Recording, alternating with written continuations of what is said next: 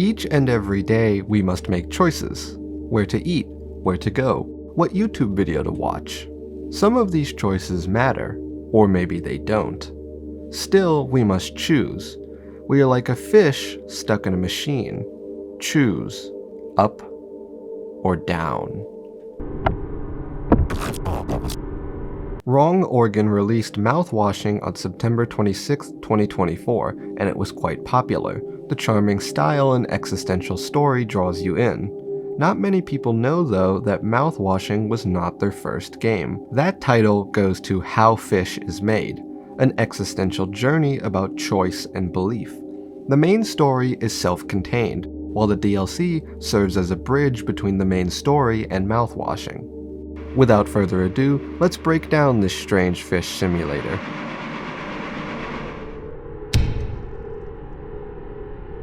You are first greeted by a large fish, who asks if you are going up or down. He says that everyone must make up their mind by the end, and not to flatter yourself, that even the oiliest of us will have to make the choice. This is the only real choice you will have to make in this game. Everything else beforehand is to guide you to your choice. Immediately, this invokes themes of religion. More on this later. As you walk away, he warns you that the machines can't talk to you, so you shouldn't talk to them. The second fish starts by screaming, up, up, up. He doesn't provide any reasoning, he just says that you're a smart guy, so you must agree with him. He wants to hear you say it. If you disagree with him, he wonders what will happen to you, wondering if it will hurt, or will it stop. The third is a big fish stuck in a plastic six-pack ring, who insists that it's his throne. He says that the little fish you talk to is lost, and that the true answer has come to him, complete and undentable. He says that it is the burden of his most oily brain to know the answer.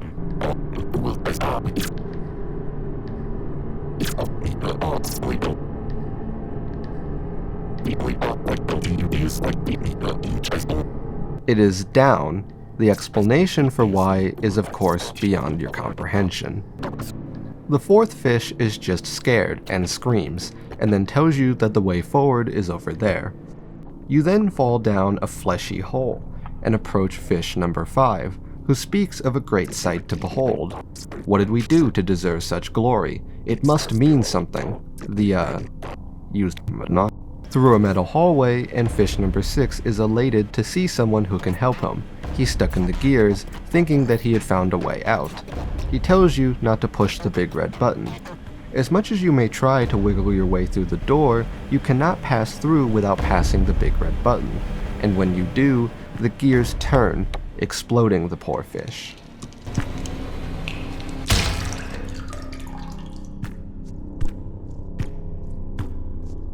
Through some stomach acid and a metal hallway with what looks like veins, you come to fish number 7, and a parasite. The parasite speaks for the fish, named Friendo, because the parasite ate Friendo's tongue. He goes on about how much he cares about friendship, so much so that he feels compelled to break out in song.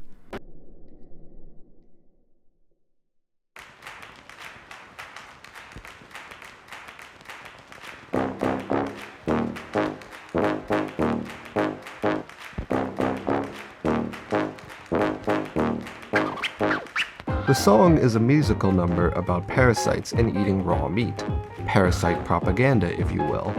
But he also says things like, do fish feel pain? And you'll be buried with it. If you tell him that you didn't like his song, he just asks if you're stupid.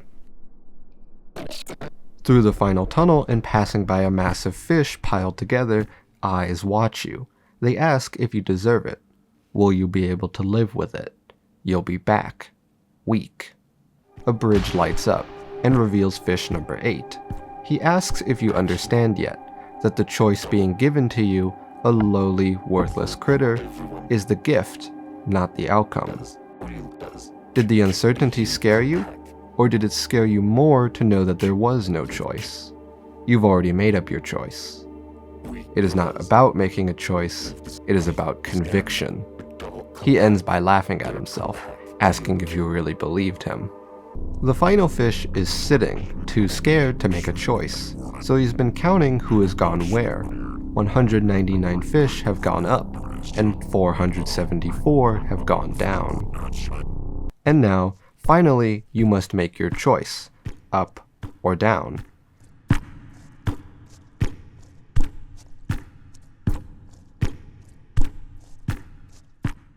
If you choose to go up, you are greeted by a monologue from the creator, and then it is shown. Choosing up results in you becoming a grand massive fish, a god of no purpose. It is a pretty gruesome looking thing.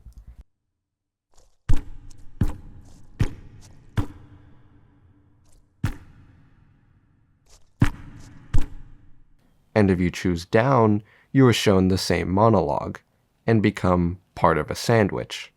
I would eat the sandwich, it doesn't look too bad. So what does this all mean? The answer is that the entire sequence of events seems to be a parallel for life. We are all just little fish, making choices, with the conversation surrounding going up or down closely mirroring religion. We can't really know what up or down means, or what will come from it until we actually make the choice. All of the discussion surrounding it is merely religious belief, an interpretation of signs and symbols that is entirely created by ourselves. The machine didn't tell us anything. Breaking down what each fish symbolizes provides further insight into this discussion. The second fish is a clear parallel to the often used religious argument that, if you don't agree with me, you're going to hell. You'll hear it all the time if you're around more conservative religious people. The third fish claims to be intelligent, but doesn't use words correctly at all, and thinks that a bit of plastic is his throne. He is the so-called authority, whether it be a Redditor or some institution that claims to know right, although they are just as flawed as the rest of us. While browsing the internet, you likely see this daily. The fourth fish is honestly all of us a little bit, just stricken with fear at what is to come in the future. The fifth fish is a harsh critique of the church, or a spiritual person who tries to interpret signs from above to guide them, with the message that this is hardly a real source of evidence, akin to a fish thinking that a used binocular is something significant. Fish 6 represents those that we must hurt in life, even if we do not want to. Suffering is an inevitable part of life, whether it be accidental or necessary for us to move on. Fish 7 is all the abused and forgotten, who have others speaking for them, and the parasite representing those who do the abusing, singing us nice songs to trick us.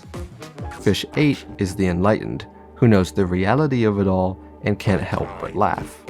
Fish 9 is the statistician, who hopes to gain insight from numbers to little avail. Numbers cannot help us know what is in store for us after death.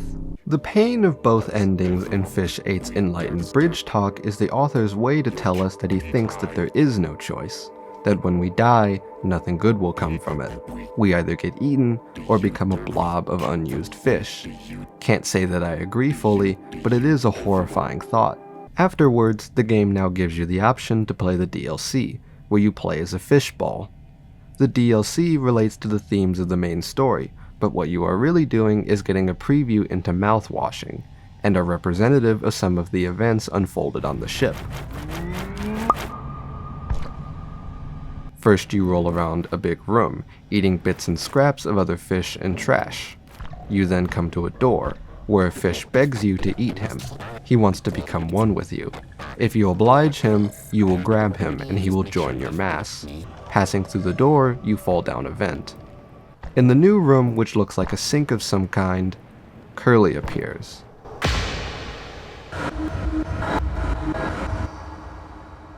He says that it's easy to get on this boat when you have to. You say to yourself, this is just temporary until I get what I need. Bigger things are planned. Then you're 1, 5, then 10 years in. Couldn't stand the noise, now I can't sleep without it. A lot of things can't follow you out here, but it also means that the world moves on without you. You then go into a hole, where you find a birthday celebration. A fish sits eating cake. He says, "Hey, don't you touch anything. This is mine, find your own." I'm having such a good time, who knew such a thing existed? How good it could be. He then says, "Come with you? I don't need you. The happiness is all mine." You then consume him. To which he screams, "No, I am the biggest fish. I should be eating you." You then head back to the sink area and fall into the drain, where you find a dead fish, with a smaller baby fish still attached to it by the cord. You consume the baby fish, and then Curly comes to tell you a joke. 3 men in the hospital. One says, "I've lost my hands. I'll never work again." The second man says, "I've lost my legs. I'll never work again." The third man says, "I've lost my hearing. I'll never have to hear them fire me again." You then take a little roller coaster to a room full of mouthwash.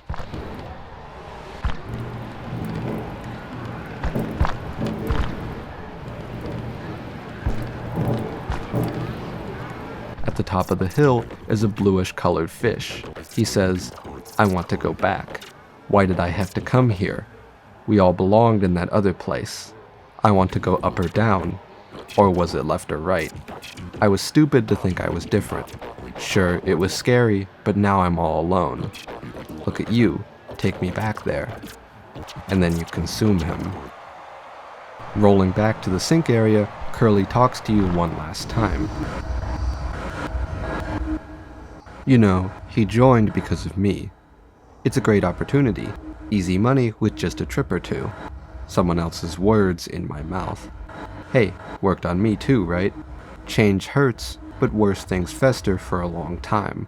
I told him as much. I tried. I really did.